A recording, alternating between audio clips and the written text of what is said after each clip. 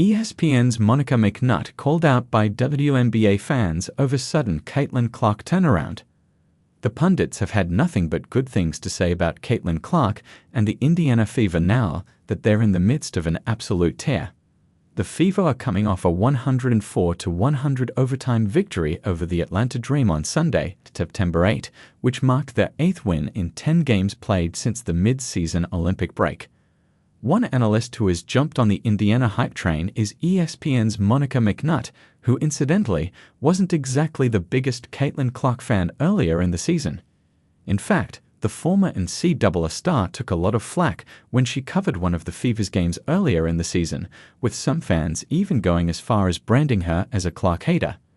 ESPN analyst Monica McNutt arrives on the red carpet before the 2023 ESPYs at the Dolby Theatre. At this point, however, McNutt has been much more liberal when it comes to heaping praise on Clark and the Fever.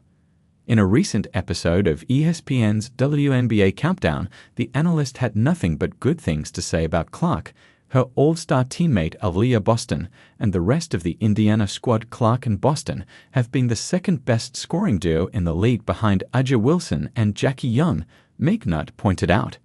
It has been so incredibly efficient. To me, the numbers bear it out. They have been on a terrific tear since the All-Star break, but it also looks like they're playing with joy. They're gelling and having fun. Despite her seemingly newfound affinity toward Clark and the Fever, the fans still weren't too pleased with McNutt. In fact, the supporters did not hold back in calling her out for McNutt's supposed change of heart. The Fever are going to be a problem in the playoffs. Peck and McNutt hating life as they have to finally come around and acknowledge reality. Read a comment. Is it safe to say reality has came for them, said a user. Are they okay? They look like they all need to poop, reacted another. Did McNutt announce her roadie choice? I don't understand how ESPN doesn't ask her this. She got famous talking about CC and put on The Daily Show. She had the unusual take of adding wins to the roadie convo, and now nothing a reaction read.